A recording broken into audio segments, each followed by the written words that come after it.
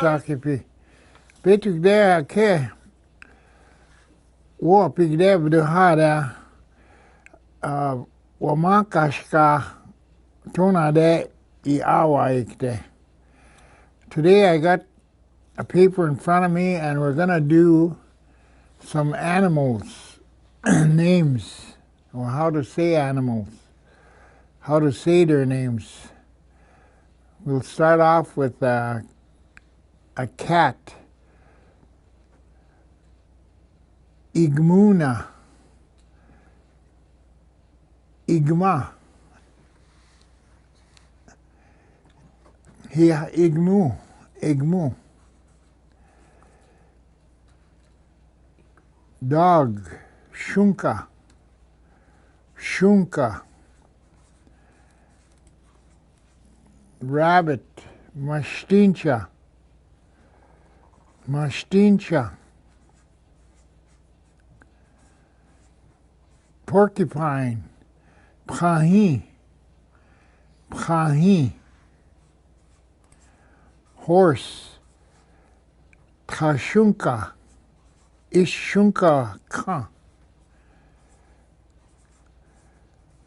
Titron would say Shunka waka. Snake.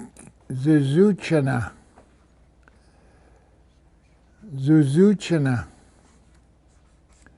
Skunk. Maka.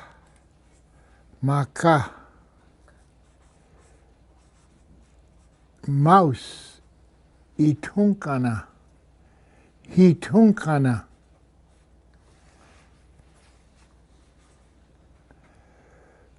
Turtle.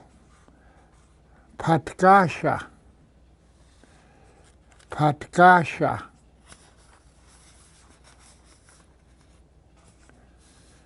Hehan elk. Hechaka. Hechaka. Fish. Horan. Horan. Beaver. A bear, pardon me, bear. Mato. Mato. Beaver. Chapa. Chapa. Bobcat. Emu. Emu. Buffalo. Tatanka. Tatanka.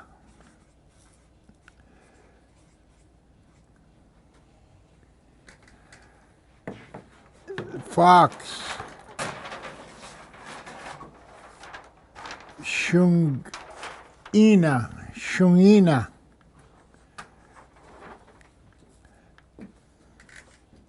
Coyote. Shungtoksha. Shungtoksha. Otter. Pta. Pta. Deer. Takhcha. Takhcha. Bug. Wambadushkana. Wambadushkana. Mosquito. Chapoka. Chapoka. Butterfly. Kamanamanimina. Kamanamanimina. Wait, how do you say that? Kamanim. Kamanamina. Kamanamina. Kamanamina. Okay. Rolls off the tongue. Ant. Trajuska. Trajuska. Bee. Tumaga.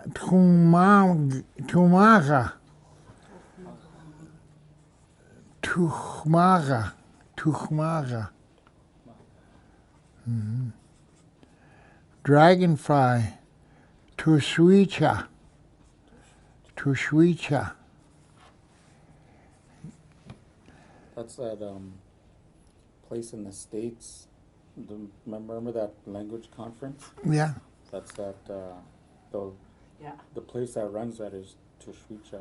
Really? Tayushpaye. Yeah. Really? Yeah, Yeah. I have a big sweater. Or I Yeah, used I to have a have the big sweater, shirt. Yeah, I have a shirt like that that says Tushwicha people? Yeah. I think that's Crazy Horse's people, huh? Yeah, I think so. Yeah, now I know, yeah. Tushwicha, yeah. Yeah. Yeah, that's the butterfly. And grasshopper,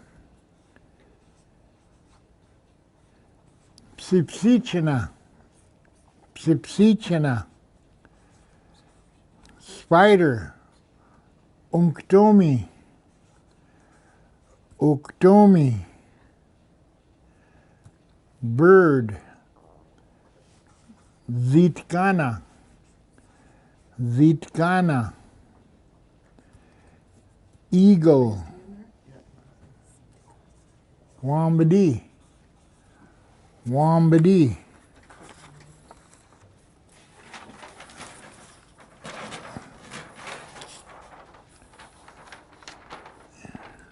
Eagle, swampy.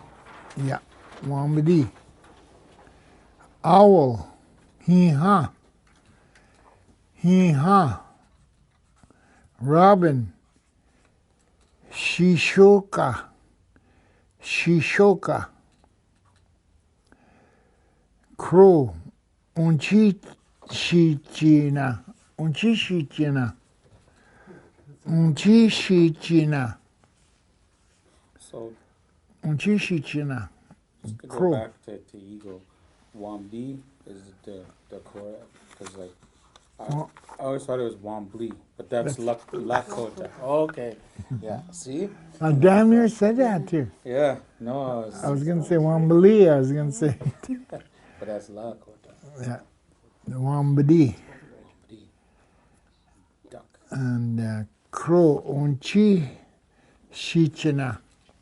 unchichina. Duck, marakshicha, marakshicha.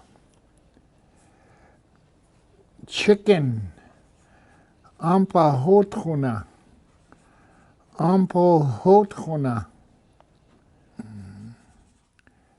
Shio, prairie chicken, shio.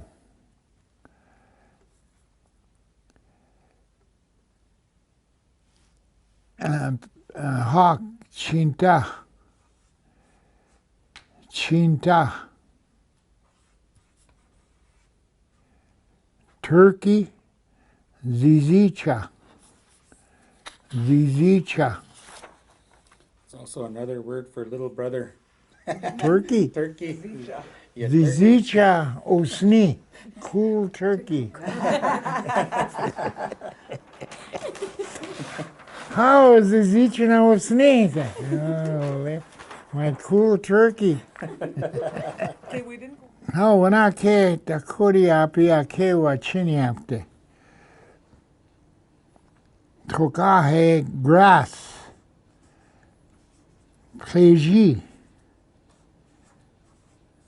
Plaisir. Dirt or soil. Maka. Maka or earth. Maka. Rock. Ia. Rock. Ia. Hill. Baha. Baha. Mountain. Mountain. Bahatranka. Bahatranka. Prairie. Tinte. Tinte. river, wakpa, wakpa, lake, bde, bde, flower, wakcha, wakcha, cloud, machpia, machpia,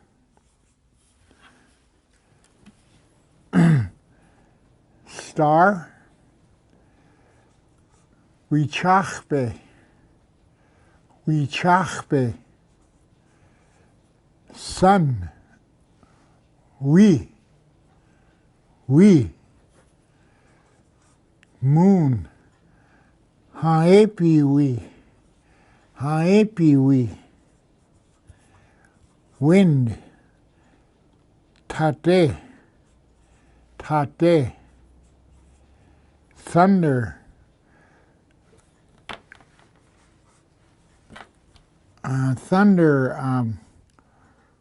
wakia hotha tanke, wakia hothanke, wakia hothanke pi.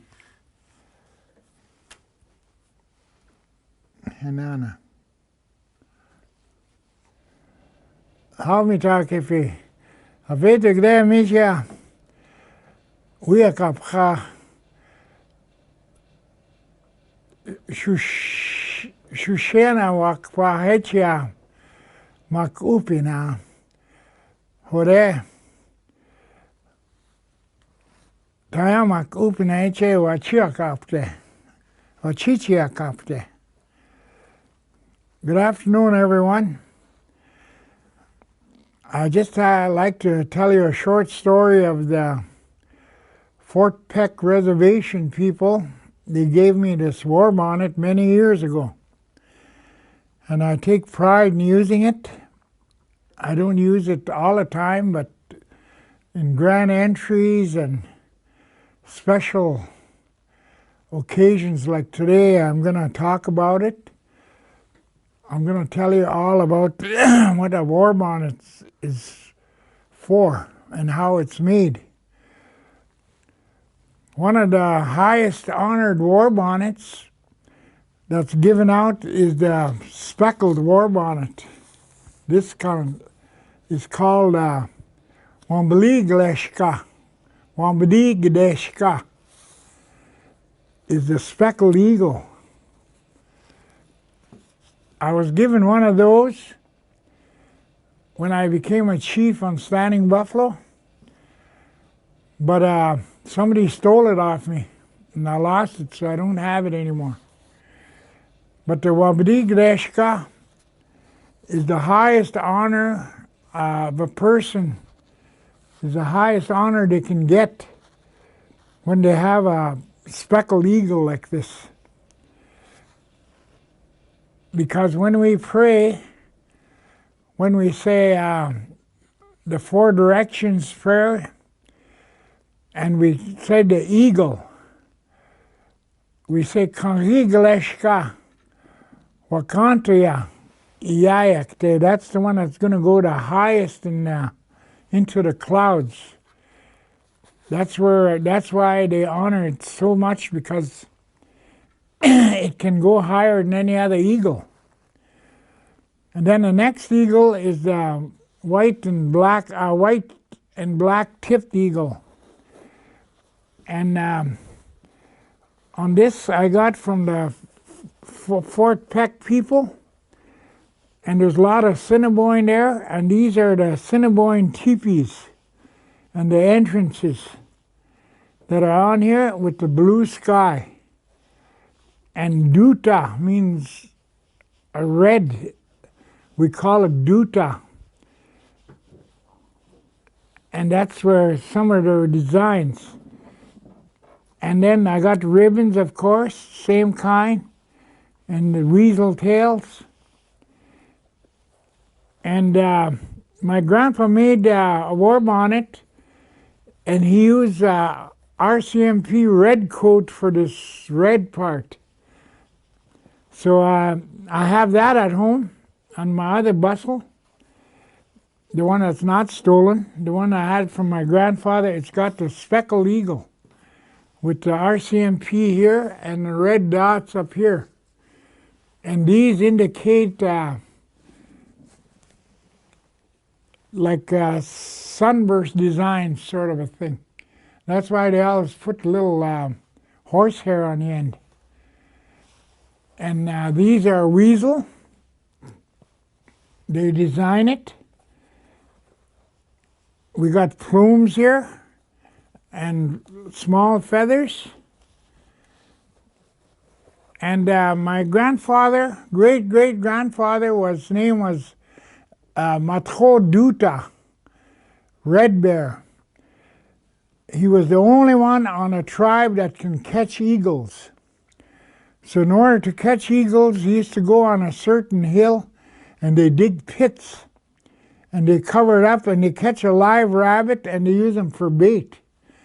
And he'd sit inside this pit for hours and hours, and then when the eagle comes down, he grabs him by the legs. And they bring him home and they tie them up and they take off their feathers. They take off their tail feathers, and what happened is and they feed that eagle until he grows back his tail and they let him go. They didn't kill him. But if you happen to kill an eagle, you have to go through the whole ceremonies of having a sweat, and you take the eagle into the sweat with you. Because this eagle is like a wicha. He's a man, like, and you took his life, so in order to take his feathers, so you take him to a sweat, and then you can use his feathers. But it's not as high honor as taking one and releasing him. And usually, in the old days, the ones that got all the eagle feathers, Warbonnets, were the highest of elders that were given to them when they were young warriors. And special warriors all had eagle feathers. People say, oh, it depends on how much coups you count and all that. It doesn't do that. The feathers it takes 3 eagles to make a warbonnet. They only have 12 good feathers on their tail. So 3 times 12 is what, 36? 36 feathers. And I understand that some use 28. One guy said, oh, we use 28 because of the stones we heat up or the poles we use on a Sundance or something. I don't know that part. But all I know is that they told me it takes 36 feathers to make a warbonnet. And the bonnet was made out of leather at one time. And now we use old cowboy hat, and we cut it and then use it underneath and then loop all these to it. But in the old days, they make a leather bonnet out of a hide, and then that's how it was made, round, and then they sewed this all on. And some of the higher class warbonnets had a train on the back, all the way to the ground. And I'll come to that later. But that indicates that you were like an honored warrior, and you had a special place in the power circuit. My great-grandfather and my grandfather handed down to me the rights to carry a V-stick. So I always danced with a V-stick. But prior to that, they had warbonnets, and they had a special dance they did at the warbonnet. They took the warbonnet and they took it all apart, and they made a bustle like this, and they put it on their back, and they had 2 feathers in the back like this, see? So they use them on a bustle, and when you danced, you had this bustle on the back, and then the trailer, we call it today, was the long feathers on the back here, eh? So that's what we used way down to the ground in the back. So when we danced fowl, we had this way in the back, and we also had a smaller one by our neck. And then when we're done with it, we put it back into a war bonnet. And that's how you look after them. And this is really old. My oldest war bonnet is made back in the 40s. So it's really old. It's this color. And this one was made probably maybe in the 50s, 60s. And that's when I got this war bonnet. And I value it. I used it a few times on powwow as a bustle, and a back bustle. And there's special ceremony that goes with this. When they give you a war bonnet, it goes along with special prayers. And when I got a war bonnet, they put a buffalo hide there, and I had to sit on it. And then this guy that did the ceremony prayed, and they smudged the feathers over a smudge bowl or something. And then he prayed for me that I'd wear this with honor. And I sat there and with my legs crossed. And when he was done, they put this war bonnet on me. And then after they finished, when I got up, they sang a song. And lots of them were old songs, like Qu'Appelle. They made me a chief, like. So that's why I had these rights to wear these.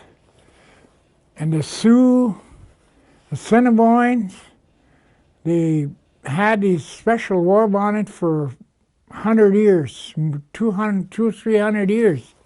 Other nations come in and they adopted this ceremony. When Sitting Bull came across the border, he met Chief Crowfoot at Cypress Hills, and what he did was they made peace. He made peace with the Blackfoots, and he honored the Blackfoots with a Sioux Indian war bonnet. And one time the Blackfoots had all their hats like this, straight in the air. So now, after they honor them, they've used the Sioux style of war bonnet. The Sioux style is now used. I hope nobody. They even give it to premiers and prime ministers and stuff, and and they don't even ask the Dakota people or Nakota or Lakota people anymore. People are doing it on their own terms, so it's not really an honorable thing to be doing. And nowadays they're even giving Indian names to our premiers and prime ministers, and I don't think that's right. But there's a lot of things changing, our culture's changing, and everything is changing nowadays, and the old respects for all these people give their lives and were wounded in order to get one of these, or did special things and understand. So we honor this, and we try to be respectable when we wear these. And so when I dance with or without one, or if I use it as a crow belt, I dance with honor and make sure we respect them all the time. So that's my story, and I hope that young people understand the meaning of a war bonnet. It's worn with pride, highest honor that the Indians can get. And I was proud when I got this. I danced for many years over there, and that's why they respect me. I went over there and danced with them from 1953, 54. I went dancing in the Iron Ring celebration, and that's how I got this. And the people that made it were Assiniboine. And I was proud of that. And they have good culture. The Assiniboine people are strong people over there. They have a high culture that they highly respect on everything from feathers to dances and the belt dances and songs, the horse dances, and all that. And I just thought I'll talk to you and give you some of this today. Thank you very much. Padamaya.